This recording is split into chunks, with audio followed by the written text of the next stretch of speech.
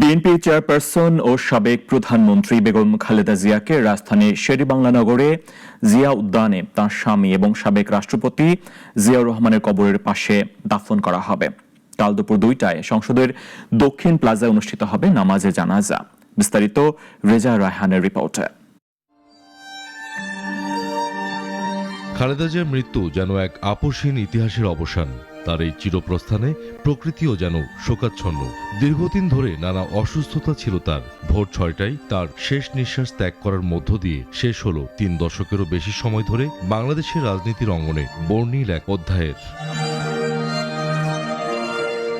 দেশনেত্রী আপসহীন উপাধিতে ভূষিত খালেদা জিয়া চির বিদায় নিলেন তার প্রিয় দেশবাসীর কাছ থেকে। বুধবার ঢাকার মানিক মিয়া এভিনিউতে জানাজা শেষে সংসদ ভবন এলাকার পাশে অবস্থিত জিয়া উদ্যানে স্বামী শহীদ প্রেসিডেন্ট জিয়াউর রহমানের কবরের পাশে চিরনিদ্রায় শায়িত হবেন বেগম খালেদা জিয়া।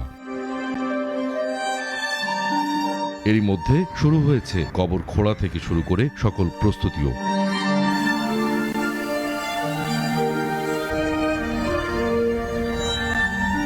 ওনাকে কোন জায়গায় সমাহিত করা হবে ওই জায়গাটা দেখতে আসলাম, যে শেষবারের মতো ওনাকে চিরবিদায় যেখানে দিব।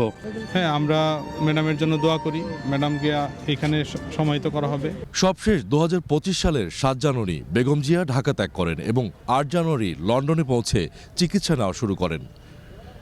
এবারও শারীরিক অবস্থার অবনতি হলে তাকে বিদেশে নেওয়ার কথা ছিল, কিন্তু শারীরিক পরিস্থিতি বিবেচনায় সবশেষ তা আর সম্ভব হয়নি।